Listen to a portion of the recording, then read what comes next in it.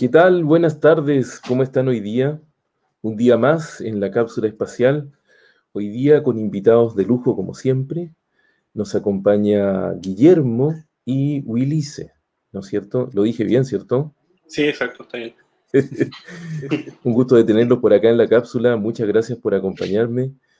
Tenemos que lamentar, hoy día lamentablemente no nos está acompañando Jorge. Está bastante complicado ahí con algunos problemas personales relacionados con su familia y bueno, esperemos que todo salga bien. Queremos saludarlos a todos, sin olvidar comentar que hoy día es un día nefasto para nuestro país en relación al COVID, ¿no es cierto? Es algo bastante grave, está afectando a mucha gente y insistirles que se cuiden, no nos queda más que decirles que se cuiden, que ojalá puedan, ¿no es cierto?, siempre estar atentos a todas las condiciones que se indican relacionadas con la salud y hacerlo las menos salidas posibles. La verdad es que eso es lo que más nos puede ayudar. Guillermo nos acompaña desde Iquique hoy día o desde otro lugar. Desde Iquique. ¿Qué tal? ¿Qué tal? Sí. ¿Y Willice? También, ahora lo mismo. Estoy acá en Iquique, en mi casa. ¿Qué tal? Aunque trabajamos Excelente. en otra comuna. Eso es. Acá, sí. Yo creo que eso es muy importante, ¿ah? Guillermo la otra vez nos decía, mira, cuando yo subo ahí al colegio, ¿no es cierto? Y piensa que esta cápsula, bueno, la escucha mucha gente, la ve mucha gente y la gente que la ve, ¿no es cierto? Dice, bueno, ¿y qué es ese lugar? ¿Dónde sube?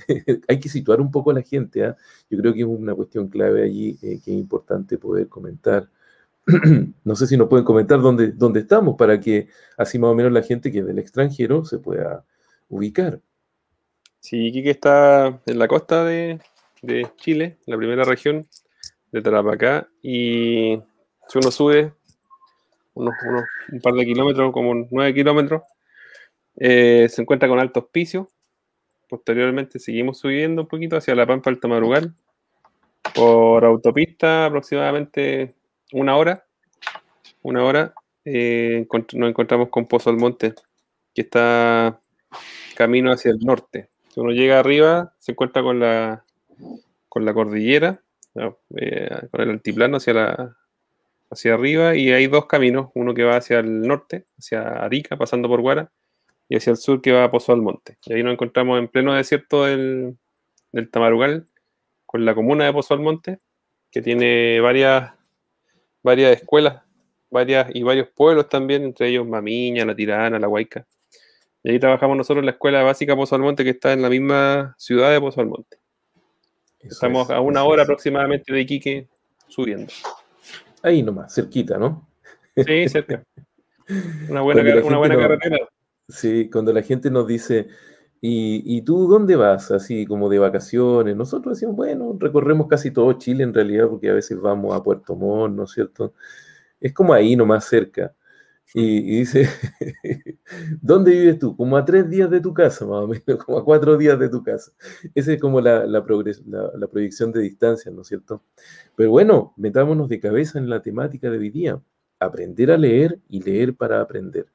Hoy día, como les decía, nos acompaña Guillermo, que ya lo conocieron en el podcast antepasado, el primero que partimos, ¿no es cierto? Y nos acompaña también Willice, quien es, entiendo yo, el jefe de la unidad técnico-pedagógica, así es, ¿no? O me equivoco ¿cierto? Y junto con Guillermo vamos a meternos de cabeza en esta temática de aprender a leer para luego leer. Mira, y aquí yo me equivoqué, ¿eh? Voy a editar eso porque estaba ahí trabajando rápidamente, pero no es leer para leer, es leer para aprender. Eso es, eso es.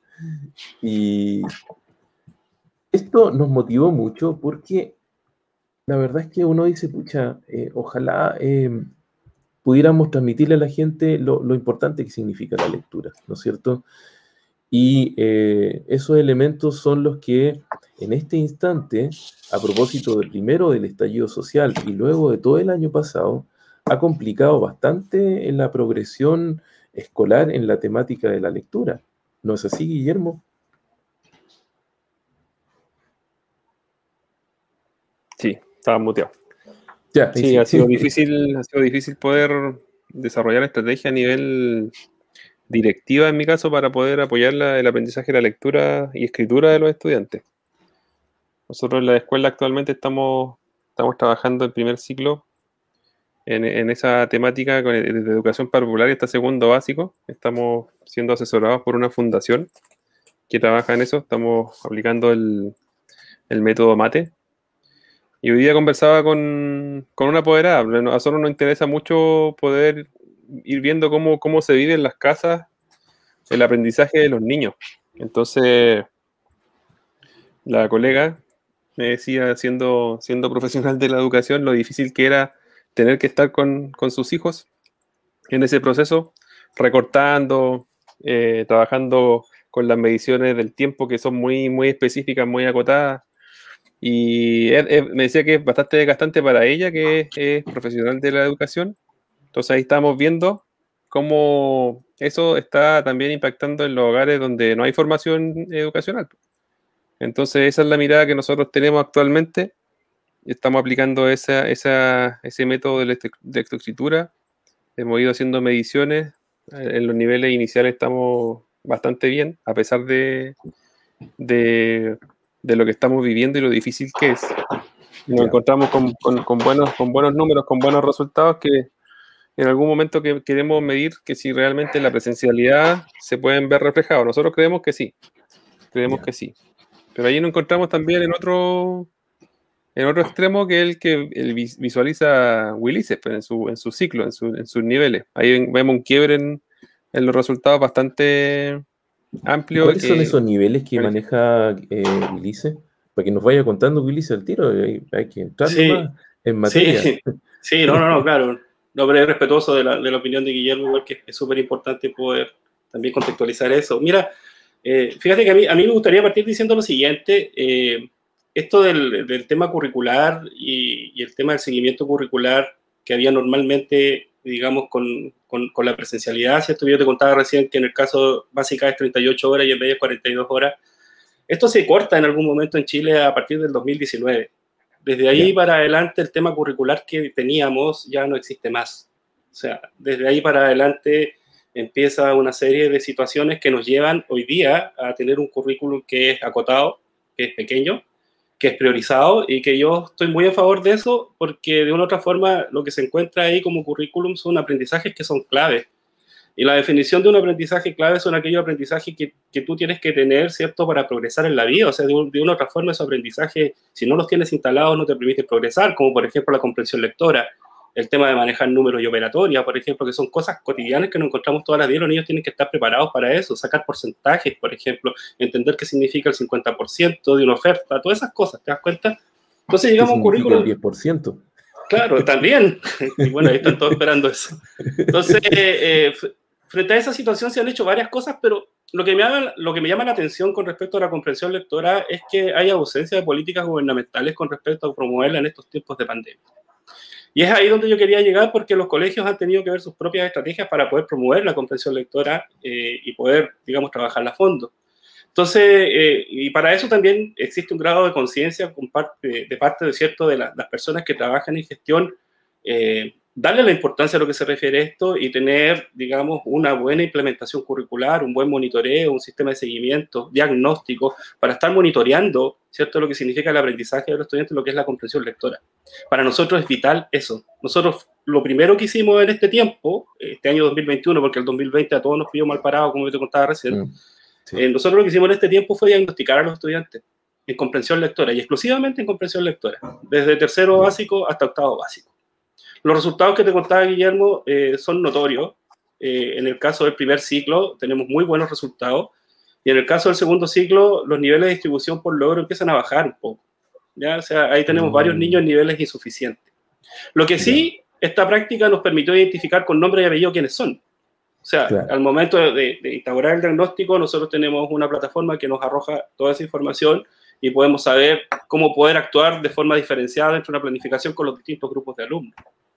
Entonces, ese es el trabajo que hay que darse, determinar cómo están los aprendizajes de nuestros estudiantes y en este caso la comprensión lectora.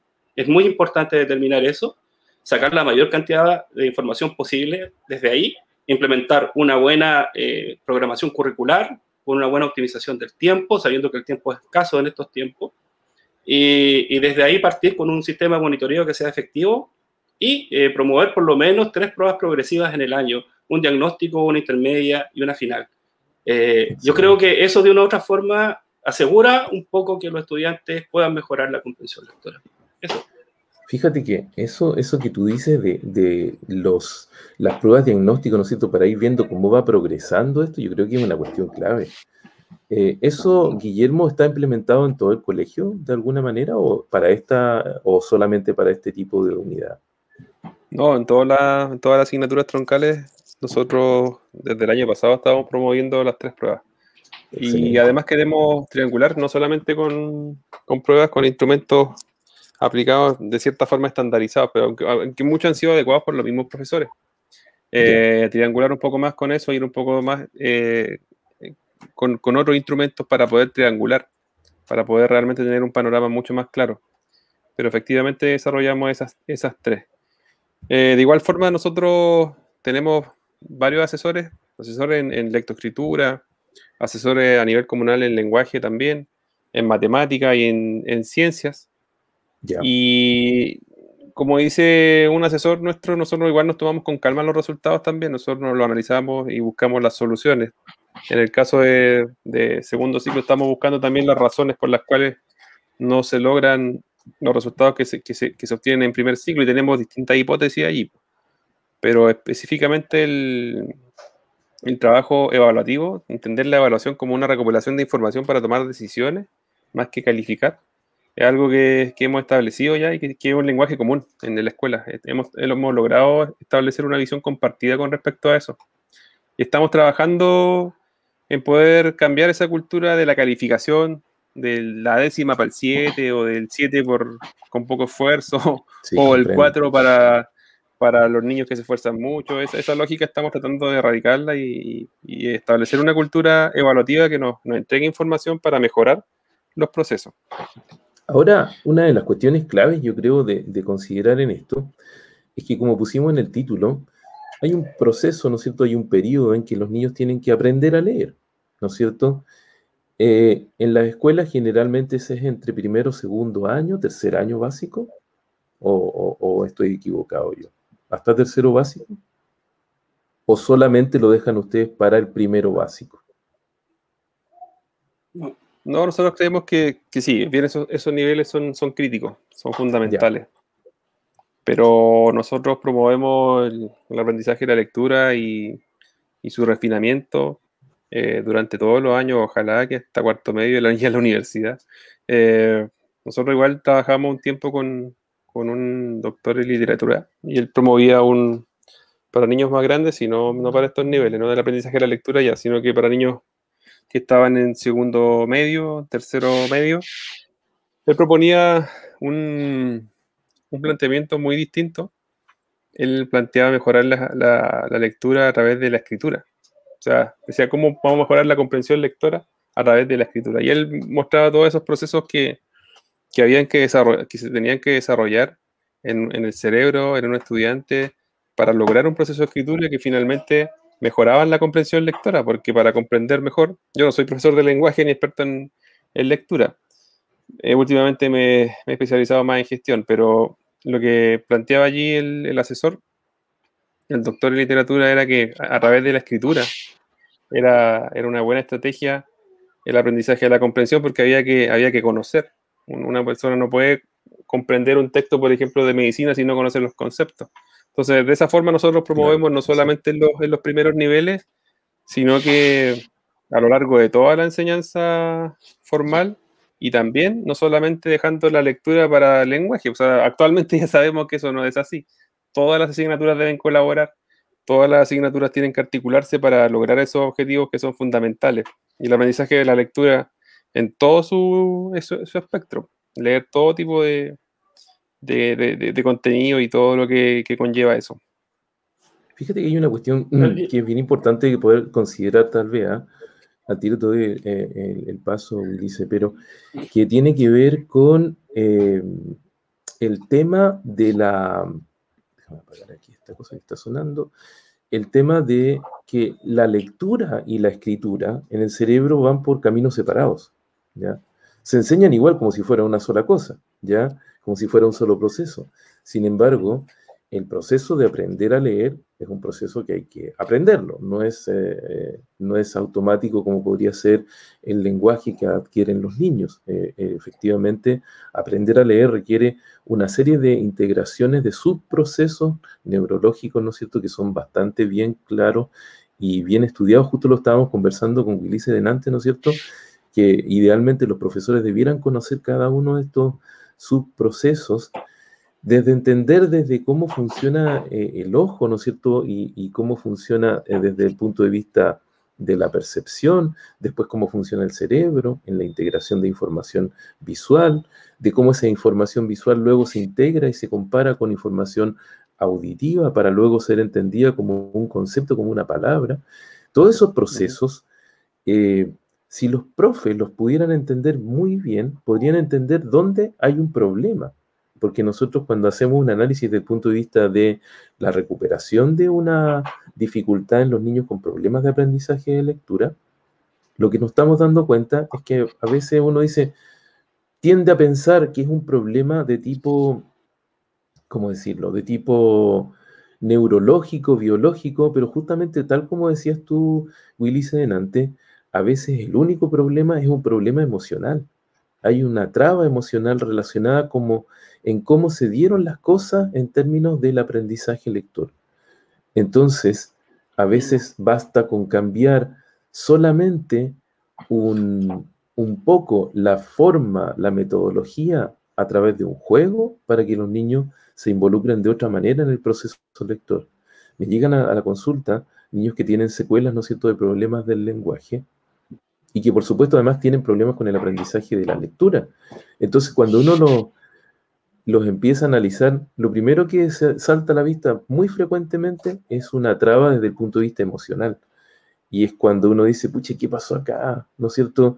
Esas cuestiones son súper interesantes de considerar. Me imagino que eso lo han considerado en tu caso, ¿no es cierto, Guillermo? Perdón, Willy, que te Sí. tenía ahí en espera. Sí, tocaste un punto clave. De verdad que tocaste un punto que es clave hoy en día, porque los niveles de socioemocionales, mejor dicho, de los estudiantes a nivel nacional están afectados con este tema de la pandemia. Y están afectados en dos ámbitos. Uno, el ámbito de la expresión de las emociones, de identificar las emociones, de expresar abiertamente tus emociones, y también el lado de la empatía, o sea, cómo también yo veo las emociones en el otro. Estos son dos temas grandes hoy día que están en la educación chilena, porque es un daño que está produciendo la pandemia a los niños que están en encierro. Se están ensimismando, no están expresando sus emociones, y de una otra forma también están perdiendo la empatía de ponerse en el lugar del otro. Esos son los últimos estudios que hay, encuestas que se han hecho, y anteayer en la mañana escuchaba sobre esta estadística. Entonces es muy importante, y el gobierno en ese aspecto también ha hecho harto, ha mandado hartas instrucciones con respecto a cómo trabajar la parte socioemocional de los estudiantes. De hecho, nosotros diagnosticamos a nuestros estudiantes la parte socioemocional.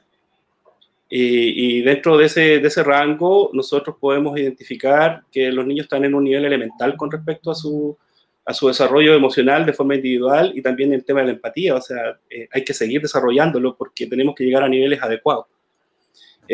Para eso estamos trabajando con el Departamento de Convivencia y transversalmente con todas las asignaturas. Para eso también tenemos una plataforma que contratamos este año, que es EducaSwitch, en donde se trabaja este tema socioemocional, en donde hay material exclusivo para esa parte, dirigido a la familia, dirigido a los niños. Para nosotros es vital eso, porque si nosotros no podemos regular esa situación, el aprendizaje no se produce. Entonces, la idea es que nosotros podamos trabajar esa parte, y también estamos contemplando este año nosotros poder trabajar las actitudes que están declaradas en las bases curriculares que se necesitan para ciertas asignaturas. Por ejemplo, me acuerdo de ciencia en estos momentos. Una de las actitudes necesarias es desarrollar el espíritu científico, ¿cierto? Que el niño indague, que analice. Todas esas cosas nosotros queremos medirlas, una por la parte académica y por el otro por la parte socioemocional. Entonces, es importante, tú le diste al clavo con eso, y eso hoy día hay que resguardarlo muy bien en los colegios. Hay que estar monitoreando esa situación. Cuando los casos son extremos, derivarlo, y si el colegio no tiene, digamos, las herramientas para poder tratar a esos niños, a lo mejor hay redes que los colegios tienen externas donde se pueden enviar estos estudiantes. Entonces, es súper importante lo que tú estás hablando y me parece relevante poder tocarlo acá hoy día. Habían algunas cosas que me parece interesante también en el chat abajo. Había una mamita recién que preguntaba, por ejemplo, cómo involucrábamos efectivamente a los padres con la lectoescritura. O sea, de qué forma lo podemos hacer. Mira, yo creo que la mejor forma de poder hacer eso, y nos ha resultado en estos últimos tiempos a nosotros, es hacer reflexionar a los apoderados respecto de los resultados del estudiante en la parte de comprensión lectora. Presentarles los resultados en una reunión de apoderados y hacer las preguntas de reflexión pertinentes, diciéndoles qué indicador es el más bajo, por ejemplo, lo puede identificar, qué haría usted para mejorar esto. Entonces ahí producimos involucramiento porque el apoderado está de una u otra forma ya metido en el tema, ya sabe los resultados, son resultados de sus niños, entonces se involucra. Y el involucramiento consigo trae después la responsabilidad, o sea, se va dando la situación. Creo que reflexionar sobre los resultados de los estudiantes es súper importante. Sí, pero fíjate que ahora en todo caso está la pelota con el tema de la pandemia, ¿no es cierto? Y el teletrabajo, porque en este rato tenés que considerar que el papá está trabajando mientras están en clase. Oye, es un caos tremendo. Se nos une a la conversación Matías, aquí lo vamos a conectar. ¿Qué tal, Matías? Gusto de saludarte. Hola, Matías. Un viejo conocido de la cápsula, ¿no es cierto? Lo quise invitar fundamentalmente porque de una u otra manera es el cosmonauta con quien iniciamos el año pasado, estuvimos todo el año pasado volando en esta nave, y hoy día la temática que tiene que ver justamente con el aprendizaje y la lectura es un tema súper complicado. Entonces, de una u otra manera queríamos tener hartas opiniones, ¿ya? Hay bastantes preguntas y comentarios en el chat, así que les pido que le vayan poniendo atención también, porque de esa manera podemos ir conversando y aclarando algunas cosas. Pero efectivamente, como tú decías, mira, es complejísimo este tema desde el punto de vista emocional, y uno dice, pucha, ¿cómo poder ayudar, ¿no es cierto?, a la familia en todo este proceso? Hoy día me comentaban una mamá de un pacientito ahí de la consulta y me decía, ¿sabes que tengo clases desde las 2 de la tarde hasta las 6 de la tarde? Eso a mí me llama mucho la atención ahí, y se los pregunto a ustedes dos, profe, ¿qué pasa? ¿Qué pasa con ese, no sé qué colegio es? No le voy a poner nombre ni apellido porque después me va a llegar acá, pero es un tema, ¿no? No sé cuántas horas están trabajando ustedes en su colegio. Ahí de repente me pueden ir comentando. Yo podría responder un poco a esa pregunta. Lo que pasa es que para poder implementar un plan de estudio, el gobierno lanzó algunas orientaciones. Ya tú sabes que con el tema del plan remoto no podemos tener a los niños 38 horas a la semana ahí pegados en el computador. No. Es imposible. ¿Ya? Entonces, es una locura. Entonces había que hacer un plan más reducido, entendiendo la situación en la que nos encontramos. Por lo tanto, hay orientaciones. Y estas orientaciones decían de que nosotros teníamos que asegurar lenguaje y matemática inmediatamente, con una cantidad horaria entre las 2 y las 3 horas en un plan remoto. Y después las otras asignaturas, asegurábamos lenguaje, matemáticas, ciencia e historia. Y las demás asignaturas actuaban como de forma de apoyo, de forma transversal a las demás asignaturas. Entonces, desde ahí que nace un plan de estudio bastante interesante. Por eso digo que uno ha experimentado con esto y hay cosas que resultan. Y están resultando bien. Por ejemplo, nosotros agrupamos asignaturas que tienen habilidades comunes. Por ejemplo, lenguaje está trabajando con inglés y con la asignatura de lengua indígena. Y están trabajando transversalmente lo que es la comprensión lectora, y un eje que nos salió bastante descendido, una habilidad que nos salió bastante descendida en los diagnósticos, que es la reflexión. Entonces, transversalmente esas 3 asignaturas están trabajando esa parte. ¿Ya? Entonces nos permitió hacer eso, nos permitió tener un plan de estudio de 2 semanas distintas. Por ejemplo, en la primera semana, en el segundo ciclo, en el colegio que yo trabajo, tenemos 12 horas, ya están todas las asignaturas troncales o las asignaturas principales, y en la segunda semana están todas las asignaturas integradas, que son educación física, tecnología, ¿cierto? Todas esas asignaturas que son más artísticas, por decirlo así, en la segunda semana. Entonces, estamos experimentando, estamos trabajando de esa forma, con un plan totalmente reducido, y al final llegamos a un plan de 12 horas. 12 horas a la semana, es decir, los niños tienen interacción pedagógica entre las 9 y las 2 y cuarto, de lunes a jueves, y el viernes no tienen, porque dejamos ese día para las reuniones nuestras, porque nosotros tenemos que reunirnos mucho con este tema de estar conectados poder llegar a acuerdos frente a la pantalla que antes hacíamos presenciales, aquí tenemos que estarnos reuniendo cada rato. Entonces, los viernes dejamos ese día para eso. Entonces, esa es nuestra programación. En el primer ciclo pasa exactamente lo mismo. Estamos con un plan, ahí con un poquito de más, porque el método MATE exigía un poquito más de horas. Son 15 horas ahí en ese plan. Y totalmente reducido, por lo tanto, tú te das cuenta que tenemos poco tiempo para lograr los aprendizajes. Afortunadamente tenemos esta priorización. Y esta priorización yo no la encuentro mala, yo la encuentro buena. La hemos analizado con los docentes, nos hemos dado cuenta que los objetivos que están ahí los objetivos de aprendizaje que están ahí son objetivos clave. Yo te decía que son aquellos objetivos que nos permiten a nosotros progresar en la vida, son aprendizajes que son puntuales y clave, números y operatoria, por ejemplo, la comprensión lectora, que es el tema que estamos tratando acá hoy día. Entonces, eso es importante que está ahí, está salvaguardado en ese plan.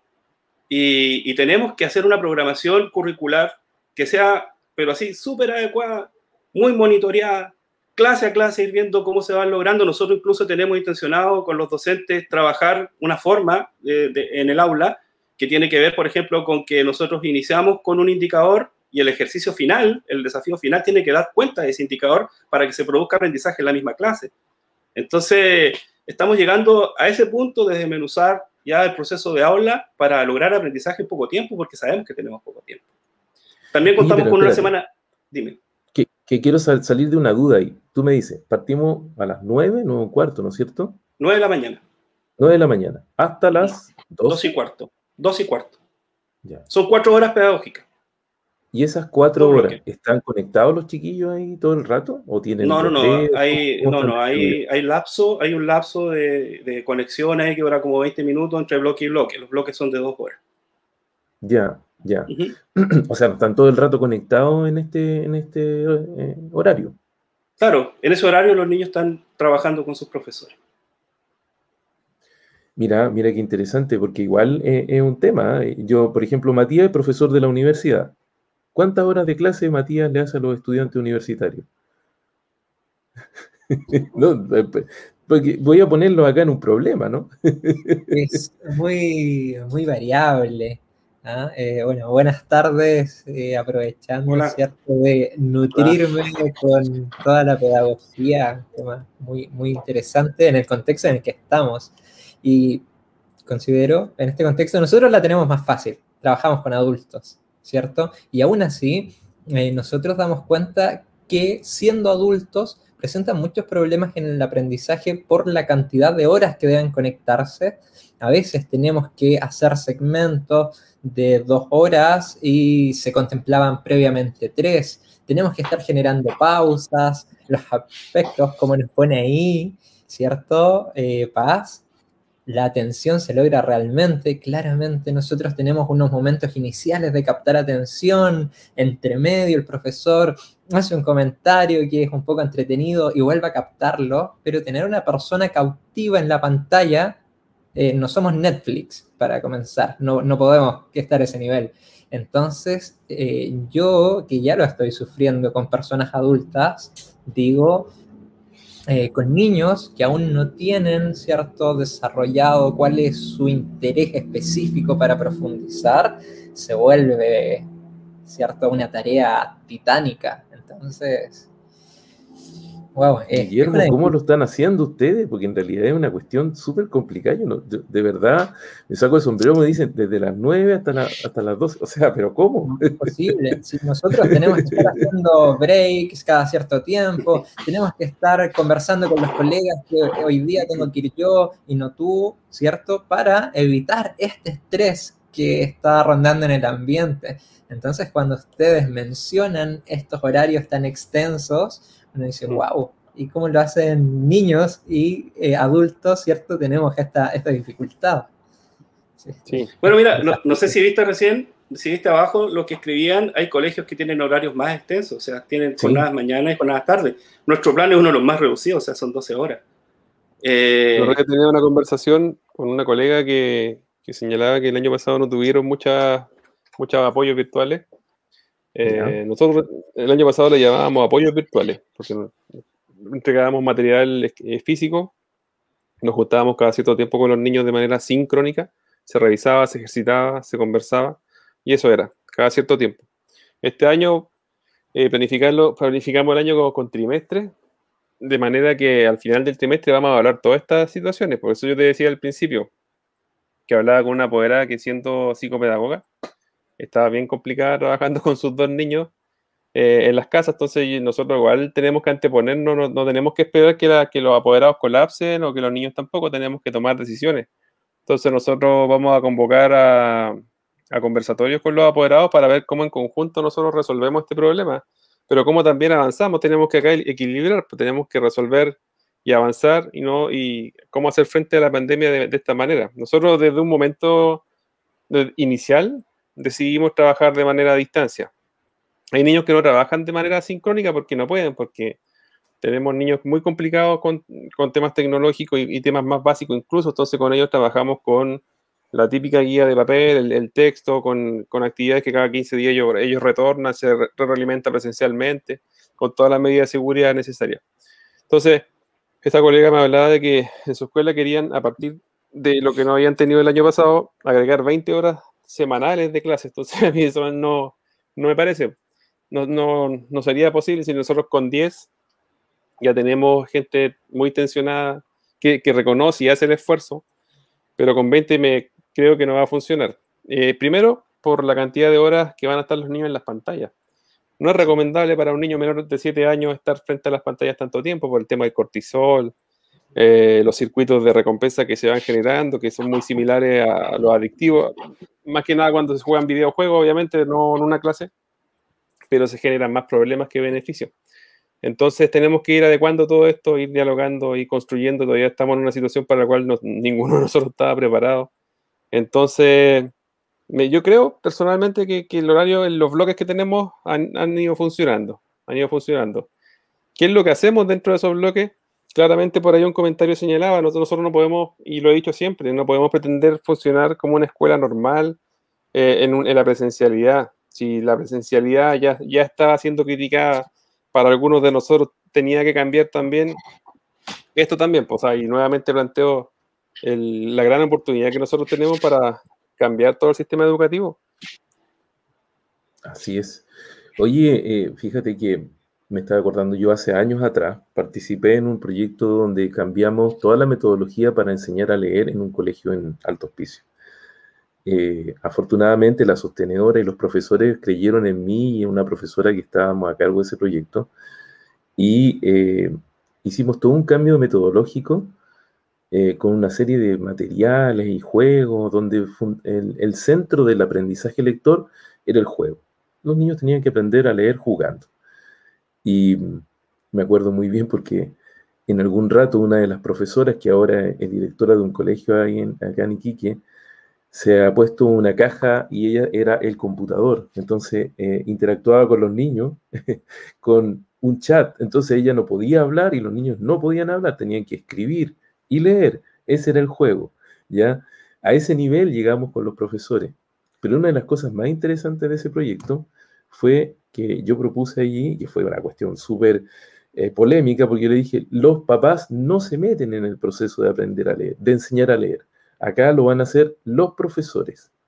Eso fue dramático, ¿eh? Porque los profesores, o sea, los papás nos dijeron, pero ¿cómo? Si nosotros siempre hemos estado enseñándole a leer, por eso me compré el silabario hispanoamericano que venden en la feria y con este le estoy enseñando. Entonces nosotros le dijimos, no se meten, nosotros les enseñamos. Luego, más adelante, les vamos a pedir que nos ayuden con algunas tareas, ejercicio y cosas por el estilo, pero muy pocas. Eso fue un cambio enorme para los papás y enorme para los profes, porque de alguna u otra manera empoderamos a los profes en ese colegio y los profes se sintieron muy bien porque dijeron, bueno, esta es mi responsabilidad y me voy a hacer cargo del proceso. Acá no le voy a poder echar la culpa de que no hicieron las tareas, de que no estudiaron. Acá la pega va a ser mía. Y fue todo un cambio, pero donde el cambio fundamental estuvo centrado en el proceso del juego. Y como era jugar, los niños estaban fascinados. Imagínate que hicimos cientos de tarjetas de sílabas y por el otro lado de las sílabas había un monto de dinero. Y los niños jugaban a hacer como jugar con las cartas, así hasta dar vuelta, no sé cómo se llama eso, ¿ya? en el patio, y cada era como competir quién tenía más tarjetas, que obviamente para poder tener más tenías que leerlas. Hicimos juegos en los patios de buscar un tesoro leyendo las instrucciones y pistas. Imagínate los inspectores vueltos locos, ¿no es cierto?, tratando de controlar un montón de niños que andaban por todo el colegio revolviéndolas. Todo eso produjo cambios importantísimos y efectivamente modificaron mucho el proceso de aprendizaje en todos los niños. Pero en el centro estaba la emoción, ¿te das cuenta del proceso emocional de por medio? Y yo creo que esa es una de las cuestiones clave en esto de aprender a leer. Yo creo que es uno de los elementos más importantes. Y como bien decías tú, Guillermo, tiene que ver mucho con la neurociencia. En los procesos de aprendizaje hay una serie de elementos que están detrás, de los que me va a comentar acá mi amigo y cosmonauta Matías. Cuando uno aprende a leer, ¿no es cierto?, hay una serie de procesos neuropsicológicos que juntamente vamos a ir conversando ahora, que van a permitir, ¿no es cierto?, que de una u otra manera pongamos lo complejo que es esto, porque no es nada sencillo, es bastante complejo, pero nosotros lo vemos como si fuera algo muy sencillo, ¿o no, Matías? Sí, de hecho eso es lo entretenido, lo apasionante de las neurociencias, no solo quedarse en el nombre, que es tantas neuronas y eso, sino que poder plasmarlo en ideas como lo ha hecho Mauricio y nos expone acá claramente. Cuando está este fundamento claro, se entiende, sabe cómo generar esta suerte de feedback positivo, en que los estudiantes, es lo mismo cuando hablábamos de los sistemas de recompensa y mencionaban con las pantallas, llevarlo a una actividad que sea lúdica y que sea ligada al aprendizaje, y encuentro que es la pareja perfecta, un sistema de recompensa, tú aprendiendo algo y que te va a tributar a, ¿cierto?, mantener una actividad a lo largo de toda tu vida es genial. Entonces uno se imagina en esos momentos cómo se van activando las regiones corticales, ¿cierto? Estructuras, porque está muy, muy mitificado el tema del cerebro como un trabajador de forma independiente. Bueno, quiero leer y, bueno, ¿qué hace? Mi cerebro enciende la región occipital. Bueno, quiero pensar, mi cerebro enciende las regiones anteriores, pero el cerebro siempre se ilumina de forma, ¿cierto?, en redes que uno no ve, pero todos los procesos interactúan. Si nosotros estamos inmersos en este proceso de juego, tenemos estas vías de gratificación que son subcorticales, que interactúan con la corteza, que están interactuando con las regiones, ¿cierto?, que nos permiten oír, ver, y todo eso se integra. Y eso es lo que Mauricio toma y lo lleva, bueno, ¿y cómo puedo hacer que esta vía que se liga a aspectos motores, que tenga que ver con la motricidad para desarrollar la escritura, que tenga que ver con la percepción para entender cómo esta sílaba se encadena con otra y luego acceder a un sistema semántico y además que sea entretenido? Entonces, cuando uno lo analiza de las neurociencias duras, es una genialidad. Entonces, ahí hay un gran mérito. Y en lo personal, yo agradezco estar acá con los ciertos profesores, porque para mí siempre, yo digo, desde la visión fonoaudiológica, y esto es bastante personal, yo digo, a nosotros no se nos complica tanto porque, sencillo, Mauricio, yo, nos juntamos de 4 a 5 de la tarde, traiga su pequeño y tenemos, ¿cierto?, una atención muy, muy individualizada. Y uno va logrando objetivos. Pero yo digo, imaginar tener esta carga con tantos estudiantes y lograr lo que uno logra en una sesión encerrado en un box, en un aula donde hay muchos distractores, están conversando, y tener ese control, yo encuentro que es alucinante. Entonces, no sé si ya lo han comentado, yo me uní unos minutitos más tarde, pero en esto que es el proceso de lectoescritura, ¿cómo lo lleva un profesor a un curso completo y guía en este proceso? Eso, Ulises, ¿cómo lo hace un profe, ¿no es cierto?, con todos estos alumnos al mismo tiempo? Y todos diferentes. Sí, fíjate que ahí hay que buscar estrategias nuevas, romper un poco con el esquema tradicional de aula. Yo voy a tocar un poquitito ese tema. Hoy día en la mañana con los docentes teníamos una reunión con respecto al tema, porque nosotros dentro de nuestro plan de estudio tenemos una semana que es asincrónica. Es decir, las asignaturas ahí pueden mandar cápsulas, trabajos y ese tipo de cosas. Entonces, estamos viendo y estamos probando una estrategia, no sé si ustedes han escuchado hablar del aula invertida. El aula invertida es una estrategia en la cual el aprendizaje se produce en un lugar distinto que no es el colegio, sino que se produce en la casa, mandando al estudiante a investigar antes de empezar a trabajar ese contenido, esa unidad, esa habilidad. Entonces se le manda a investigar, el alumno llega ya, ¿cierto?, con todo más o menos aprendido, también, digamos, estudiado, y al aula llega a compartir esa información y a consolidar aprendizaje. Y ahí es un tema que es clave que yo, ahí a Matías a lo mejor le puedo responder, es él cambia un poco la función del docente, el rol. Ya no es la persona que expone, que explica una cosa puntual, sino que es una persona que asume un rol de guía, un rol de facilitador, un rol en donde permite que el estudiante pueda construir su propio aprendizaje, responsabilizarse y vincularse con él. Entonces, eso estamos tratando de promover y fíjate que nos ha funcionado. En el tema nuestro, por ejemplo, nosotros tenemos un porcentaje de conexión del 92% de estudiantes. Entonces, eso es buenísimo. Le preguntaba a los profesores día en la mañana, de un curso de 34 se conectaron 30. Y esa es la tendencia que hemos tenido desde marzo. Entonces, de una otra forma, todas estas estrategias que nosotros estamos usando, de poder quebrar un poco con el esquema de aula, de cambiar un poco el rol del docente, produce un poco más de motivación en el estudiante y también en el apoderado, porque el apoderado últimamente se ha vinculado bastante con el aprendizaje del estudiante, estando ahí mismo con él, ¿cierto?, trabajando desde la casa. Yo creo que lo que nos juega en contra en estos momentos para producir, digamos, mejores aprendizajes es el tema, digamos, de que del estudiante está como muy lejano, por decirlo así. No podemos retroalimentarlo en el momento. Hacer una retroalimentación presencial no es lo mismo que hacerlo a través de una pantalla, por ejemplo. Es complejo, es difícil. Entonces eso, por ejemplo, ahora en fase 2, a nosotros Pozo Almonte nos permite llevar alumnos al colegio.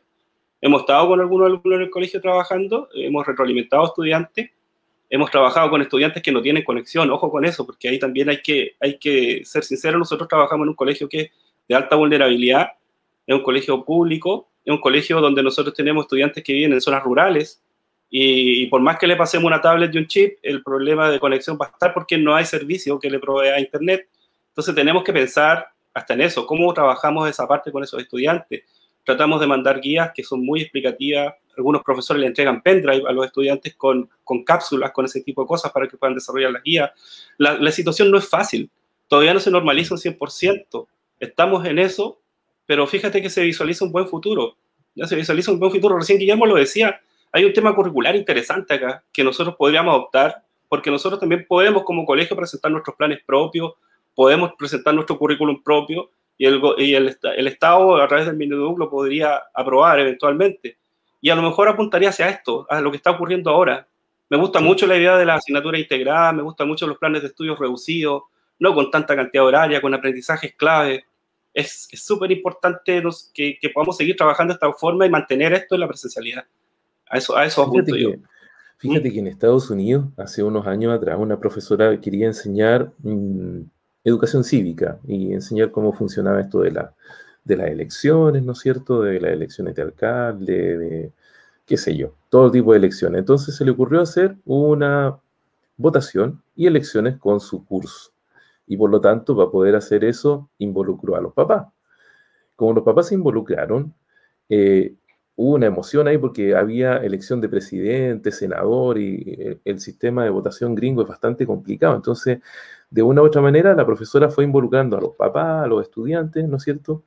Y como los demás cursos vieron esto, quisieron participar, entonces postularon a sus propios candidatos, ¿no es cierto? Hicieron campaña, hicieron toda una serie de cosas, hablaron sobre el tema de los procesos de los derechos humanos, hablaron sobre los derechos cívicos, etcétera, etcétera, etcétera. Y eso fue contaminando todo el currículum de todo el colegio. Y esto fue tan potente que incluso salió del colegio y contaminó a toda la comunidad en el proceso de elecciones y votación del presidente, que iba a ser un niño del colegio de un curso.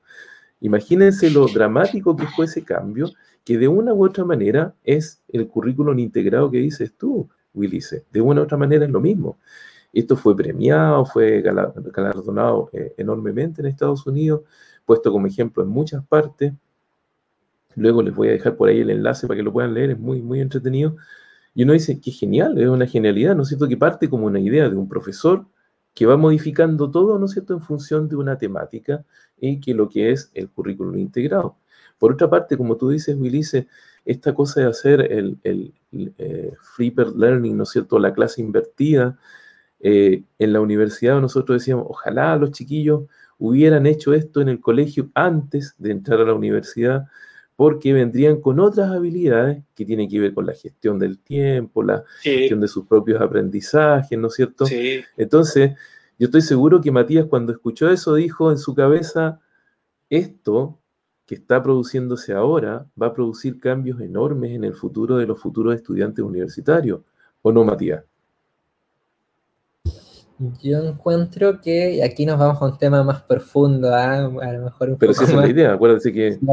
social y eso, pero yo encuentro que esta visión de la enseñanza, los procesos de aprendizaje, en los cuerpos docentes, pedagógicos, académicos, independiente de los niveles, colegios, ciertas universidades, institutos, ya está en el ambiente instaurado. Nosotros necesitamos estudiantes que sean más independientes, que sean activos en su proceso.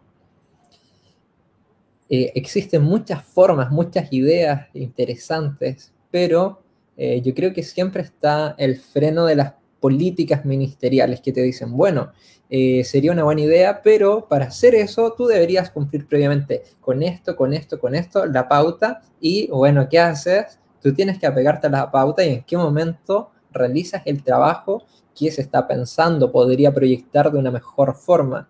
Lo que nos comentaba Mauricio, ¿cierto? Sobre este colegio norteamericano, imagino, ¿cierto? De Sí, Estados sí. Unidos, o esta dinámica de incluir esta actividad de lectoescritura, tienen que tener un apoyo desde los directivos, que se la jueguen, pongan la cara con los que están haciendo este trabajo de supervisión, imagino, y yo creo que la mayoría de la gente en estos cargos no está dispuesta a salir de su zona de confort, presentar proyectos, porque demanda más tiempo, demanda involucrarse. Y yo creo que eso es una gran, cierto, piedra en el zapato que detiene todos estos procesos que surgen con muy, muy buenas ideas. Pero uno dice, si estamos en este nivel, podríamos hacerlo maravilloso, pero necesitamos el paso de la persona que está acá arriba. Y a lo mejor por comodidad, siendo mal pensados, no lo hacen. Entonces, Guillermo, ¿a qué nos va a contestar? Porque Guillermo justamente es la persona que está ahí arriba. Él es el director del colegio. Entonces, de una u otra manera, nos puede contar aquí la historia de primera mano. ¿cómo Sí, fluye? muy de acuerdo con Matías. Eso es clarísimo. La cantidad de... La burocracia en la educación es algo que todavía no se resuelve. Por ejemplo, una pequeña acción, el libro de clases digital, que eso va a solucionar muchos problemas a los profesores en el aula, pero una vez que se aprenda y se pruebe y salgamos de un proceso de marcha blanca, pero igual hay otros procesos que demandan mucho tiempo y como dice Matías, a veces nosotros, es muy raro que un profesor esté dentro de su zona de confort, o menos un director, un equipo directivo, estamos muy presionados de todos lados. Entonces, pero hay que hacer un gran esfuerzo. Es ahí donde nosotros tenemos que poner nuestra energía. En cómo a pesar de todo eso, contraataques, mirándolo así, o burocracia y trabajo administrativo que aún no se resuelve porque dicen, no, que ustedes tienen que preocuparse de la gestión, tienen que focalizarse en lo académico, en el aprendizaje, el foco en el aprendizaje, pero ¿quién hace el trabajo administrativo? ¿Quién resuelve eso? ¿Quién lo hace? ¿Quién entrega las nóminas de recursos humanos, los títulos de los profesores, la idoneidad, todo eso? Que en marzo es con fecha y esas fechas son implacables. Acá había un comentario de Isabel Pizarro que decía, a los niños ahora en estos tiempos les está costando mucho aprender a leer y van pasando de curso así. Esa tiene que ver con lo que yo señalaba anteriormente y se conecta con lo que dice Matías. ¿Cómo nosotros resolvemos eso?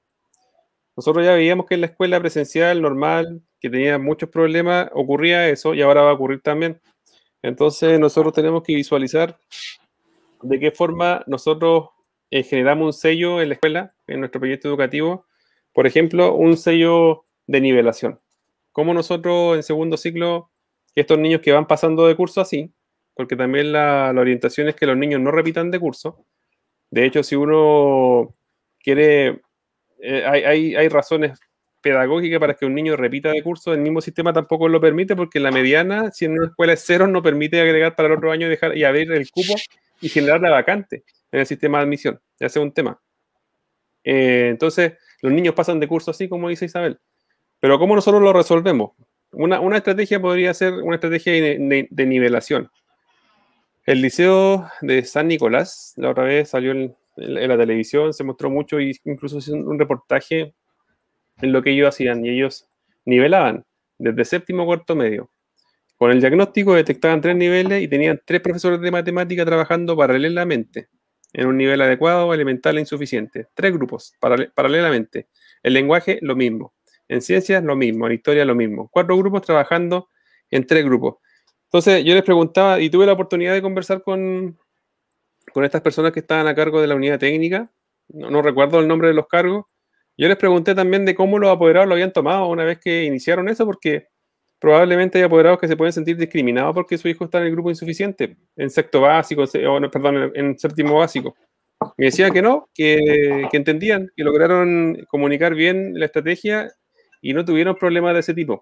Entonces, nivelando, ahí han logrado grandes resultados, focalizándose, y la idea es que a fin de año ellos lleguen todos al nivel elemental y sigan avanzando, y la nivelación de ellos hasta cuarto medio. Entonces hay un proceso de ingeniería de recursos humanos tremendo para poder contratar a 3 profesores de matemática, que es difícil de encontrar, 3 profesores de lenguaje, que es difícil de encontrar, pero yo creo que por ahí hay una de tantas soluciones a lo que señala Isabel.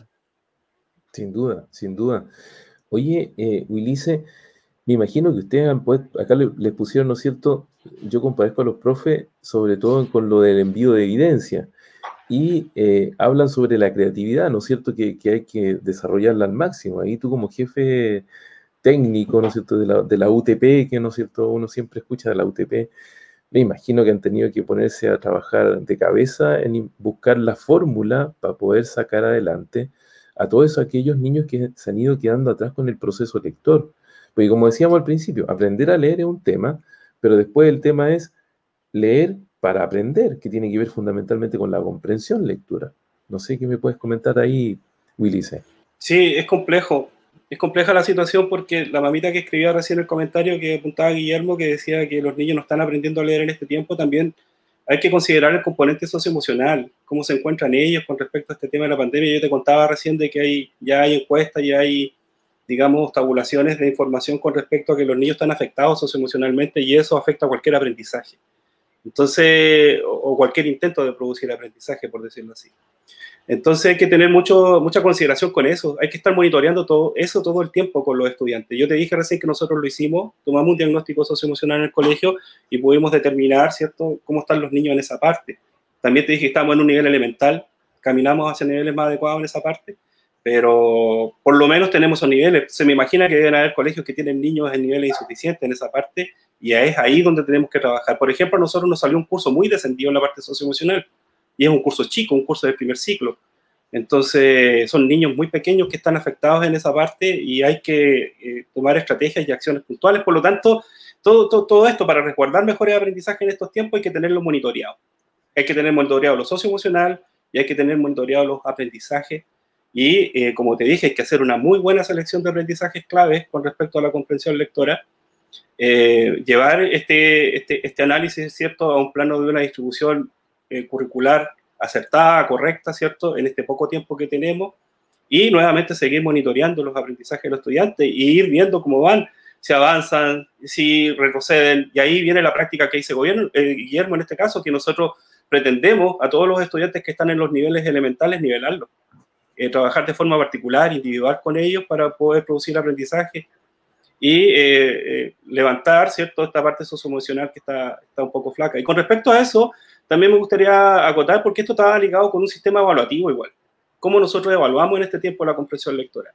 ¿Cómo evaluamos también, digamos, las demás asignaturas y las habilidades que tienen, los conocimientos, qué sé yo? Nosotros hoy día estamos bajo un decreto que es el decreto 67, este decreto me parece uno de los más acertados en lo que hay evaluación hoy en día, porque promueve mucho la evaluación formativa, que para nosotros es vital, porque esa es la evaluación de proceso, en donde a un niño en el proceso de aprendizaje se le va diciendo las cosas que están bien y las cosas que tiene que mejorar. Esa evaluación no tiene una nota, sino que es una evaluación que le permite al niño ser retroalimentado frente al aprendizaje que tiene en el frente.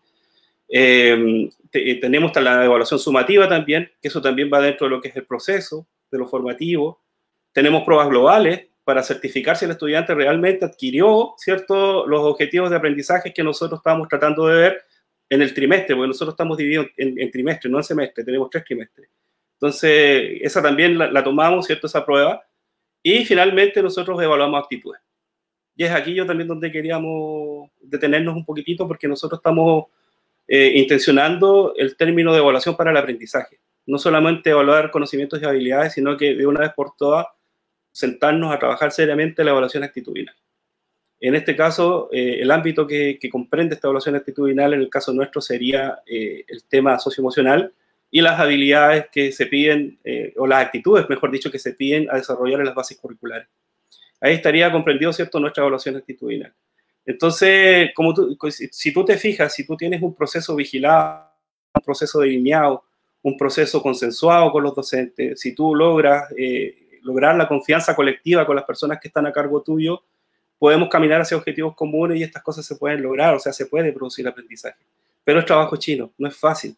Yo sé que lo que estoy hablando suena simple desde cómo lo cuento, pero en el momento de la creación, la implementación, concientizar a las personas, ejercer el liderazgo que nosotros tenemos como responsabilidad en el establecimiento, no ha sido fácil. Todo esto se soluciona también teniendo una muy buena plataforma educacional. Eso es vital en estos tiempos. Nosotros trabajamos con una plataforma curricular que se llama LIRMI, y nosotros desde el año pasado, de mayo más o menos, venimos intencionando el uso de esa plataforma, y ya tenemos un 92% de estudiantes que la manejan, y están en ella, y trabajan, hacen sus tareas por ahí, hacen sus pruebas, se conectan con los profesores, se comunican con los docentes, hay harta comunicación ahí. Hay mucho trabajo a través de esa plataforma y ha facilitado nuestros procesos una enormidad. Y como te digo, sí, con eso ya estamos logrando casi un 92% de conexión, y eso para nosotros nos tiene muy contentos. Oye, nos quedan pocos minutos, ¿eh? La verdad es que nos quedan algunos minutos nomás. Siempre nosotros tratamos de restringirnos a una cantidad de tiempo así limitada. Nos escribía un profesor de Quilpué, ¿no es cierto?, en relación a lo que era la planificación invertida, la clase invertida, ¿no es cierto?, y cómo ellos estaban trabajando en un grupo, en un solo proyecto. Muy interesante. Yo creo que todas estas experiencias, si las pudieran compartir en una plataforma, tal como la que tú dices, de los estudiantes, pero una plataforma de los profesores, sería fantástico, porque podrían ayudarse entre todos y hacer un trabajo colaborativo global. Esa cuestión, yo creo que es una de las cuestiones que podríamos promover desde acá nosotros. No sé si existe, de pronto existe, y no estoy hablando cabeza de pescado, pero no sé si existe eso. Oye, algo clave que tú acabas de decir, disculpa, me voy a tomar un poquitito de atribución, pero aquí hay una cosa que es clave. Es clave con respecto, si lo focalizamos en el tema de la comprensión lectora. Nosotros estamos intencionando una cultura colaborativa en el establecimiento. O sea, ¿nosotros qué hacemos? Nosotros pescamos los resultados del diagnóstico, por ejemplo, de comprensión lectora del segundo ciclo, y se lo presentamos a todos los profesores. Todos los docentes están en conocimiento de esa situación, donde los indicadores son bajos, donde hay una problemática de aprendizaje. Todos los profesores tienen la oportunidad de intervenir para ofrecer soluciones a esa problemática.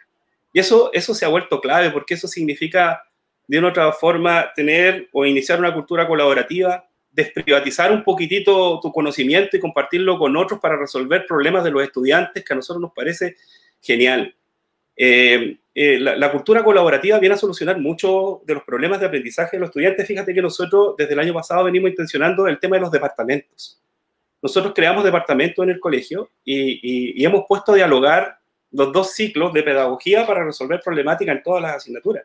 Entonces, anteriormente esa práctica no existía, que los 2 ciclos, el primer ciclo y el segundo ciclo, pudieran conversar de pedagogía, no había la instancia. Y esta vez se está produciendo un diálogo enriquecedor, hemos llegado a soluciones geniales. Por ejemplo, en la asignatura de matemática, ahí están los profesores del primer ciclo, del segundo ciclo, y como asignatura integrada esta tecnología. Y fíjate que nosotros estábamos viendo que para pasar geometría o los objetivos de geometría no teníamos tiempo, ¿Y qué hicieron los profesores en ese departamento? Decidieron que tecnología abordara los contenidos o los objetivos que son de geometría en el horario que tiene. Entonces, esa conversación se da cuando tú pones a conversar a los profesores. Hay que darle la oportunidad, la chance a la reflexión, al trabajo colaborativo. Fíjate que nosotros también trabajamos con la Universidad Católica en un ciclo de investigación colaborativa. ¿Qué significa esto? Que hay una planificación que es compartida. O sea, ahí trabajamos 5 o 6 docentes de distintas áreas para construir una planificación de matemáticas, por ejemplo. Después esa planificación de matemáticas se lleva al aula, nos invitan a nosotros como participantes de esa planificación, observamos, hacemos una observación descriptiva y después refinamos esa planificación y volvemos a implementar la clase. Y después cuando ya la clase está bien, pensamos que está aceptable, la almacenamos. Ese es el proceso. Ya te ahorra pega en el futuro. Exacto. Entonces, oye, Guillermo, yo llamo a los colegios a trabajar de esa forma, de verdad que sí, claro, es clave. Guillermo, ¿tú sabes si existe alguna plataforma así como esta idea que se me alumbra? ¿De trabajo colaborativo entre profesores? Sí, pues existen. De hecho, la misma plataforma que ocupamos nosotros, que es curricular, tiene instancias colaborativas, dependiendo del rol que tengan. También existe otra que es más que nada para acompañamiento docente, que es Sedle. Willy se lo ocupa harto. Y también fomenta la colaboración. Igual les quería hacer una pregunta a ustedes con respecto a las experiencias que han tenido, porque acá igual hay un comentario sobre el individualismo es insostenible. Estoy de acuerdo con eso. Y me quería arrancar un poquito del tema, pero quería hacerle una pregunta que se la estoy haciendo a todos en este tiempo. ¿Cuáles ustedes creen que son los obstáculos para poder lograr una cultura colaborativa en las escuelas? ¿Cuáles creen que son los obstáculos iniciales? ¿Por dónde debiésemos empezar para instalar una cultura colaborativa? Esa pregunta se las dejo a todos ustedes. Es una pregunta muy interesante, pensando que, bueno, nosotros no estamos dentro de una escuela, pero estamos en instituciones y que funcionan más o menos similares. Matías. Pensando incluso en que la pandemia se podría haber solucionado si hubiésemos colaborado por supuesto, entre todos. Sí. Con agua y jabón, acercarse por un tiempo a las personas hubiese sido simple, pero ¿cuáles son los obstáculos para eso? ¿Qué nos pasa? Y bueno, desde mi perspectiva, bastante ignorante, ¿cierto?, en esta temática, creo que una de las mayores dificultades para los trabajos colaborativos es el ego de las personas, ¿ya? Porque siempre el ego te lleva a tratar de sobresalir de una u otra forma, de ser el que cumple a tiempo con los trabajos, y cuando yo cumplo a tiempo quiero que mis colegas no, destacarme, diferenciarme, que yo soy el que sabe más, entonces yo resuelvo antes, por eso no los ayudo. Entonces cada uno con las habilidades que tiene, tratando de aumentar su propio ego frente a los demás, ¿cierto? Restringe muchas las posibilidades de trabajo colaborativo que mencionaban inicialmente. Entonces, para mí, una de las bases fundamentales para lograr eso es, ¿cierto?, controlar muy bien tu ego, ¿cierto?, hacer un trabajo de autorreflexión y entender que uno actualmente no necesita validación externa. Cuando tú sabes hacer algo, independiente de que todos los demás lo sepan, si tú lo dominas bien, esa cualidad la notan tus pares, la notan tus pacientes, la notan tus estudiantes. Entonces yo creo que eliminando un poco esta figura, se puedan hacer muchísimas cosas. Yo creo que para mí eso sería lo que juega en contra. Sin duda, yo estoy totalmente de acuerdo contigo, pensaba exactamente en lo mismo, y como ponía ahí María Lizana, el tema de la empatía, pues sí, eso es una de las cuestiones clave. Yo creo que si eso no lo enseñamos en el colegio, en los primeros niveles, más que enseñarlo es fomentarlo, ¿no es cierto?, destacar a la persona que es empática, incluso explicarlo, porque a veces bastaría con explicarlo un poco y cambiaría bastante la situación. Yo creo que por ahí va un poco la dinámica. Tenemos que ir cerrando un poco, antes comentarles nomás que tenemos que ir cerrando con algunas ideas. Esto es sumamente entretenido, ¿no es cierto? Pero esto no para, a diferencia de la cápsula del año pasado, Matías, no cerramos el programa en el sentido de que hoy día terminamos este tema y no hablamos más del tema. Al contrario, lo vamos profundizando en cada una de las siguientes etapas. Así como para ir pensando en el cierre, así les dejo para sus últimas reflexiones. Parte tú, Willice. Ya, bueno, tomar un poco el comentario final con respecto qué hace que un colegio no trabaje colaborativamente. Bueno, está el tema personal, individual, que dice Matías muy bien, que es el tema del ego. Muchas veces a los profesores les cuesta desprivatizar sus prácticas, les cuesta compartir sus cosas, ¿cierto? Y eso también se trabaja porque eso también es parte del desarrollo profesional en trayecto. Es una cosa de ir conversando, generar la confianza colectiva, tomar este tema como algo que es provechoso para todos, cambiar el chip en el fondo. Si estamos hablando de programación neurolingüística, como hablaba Matías recién, cambiar la forma cerebral, ¿cierto?, de ver esta situación como algo positivo. Y aparte de eso, yo creo que hay un tema en los colegios también que muchas veces adoptan prácticas colaborativas, se implementan, pero después se abandonan. Entonces, cuando uno implementa una práctica de esta envergadura, cambiar la cultura colaborativa de un colegio, por ejemplo, hay que ser consistente y constante en el tiempo, no abandonar. Me ha tocado estar en colegios donde se implementan este tipo de prácticas y de repente no se habla más a mitad de semestre. Entonces, la idea es que esto sea constante y consistente en el tiempo. Y para poder cerrar, yo agradezco espacio para poder, digamos, discutir temas que son pedagógicos, que son interesantes, que le interesan a la comunidad saber, ¿cierto?, cómo es el tema de la comprensión lectora y cómo se trabaja, en este caso, en el contexto nuestro y nuestro colegio. Hablamos mucho de eso, pero también nos fuimos hacia otras aristas que son importantes para poder comprender, ¿cierto?, el tema de la comprensión lectora, porque la comprensión lectora no se produce solo en el aula, sino que es un conjunto de cosas, son estrategias de gestión, hay trabajo colaborativo, todo eso influye, ¿cierto?, en el aprendizaje de la comprensión lectora. Entonces, haber compartido todo esto, para mí fue bueno, también aprender de lo que ustedes comentaron sobre el tema. Excelente espacio, yo lo felicito, lo agradezco y esperamos en alguna oportunidad poder volver nuevamente. Muchas gracias. Sí, no dudes que te vamos a meter de nuevo en esta cápsula, así que no te vas a escapar tan fácilmente. Guillermo, 1 minuto para cerrar. Bueno, nuevamente gracias por la invitación.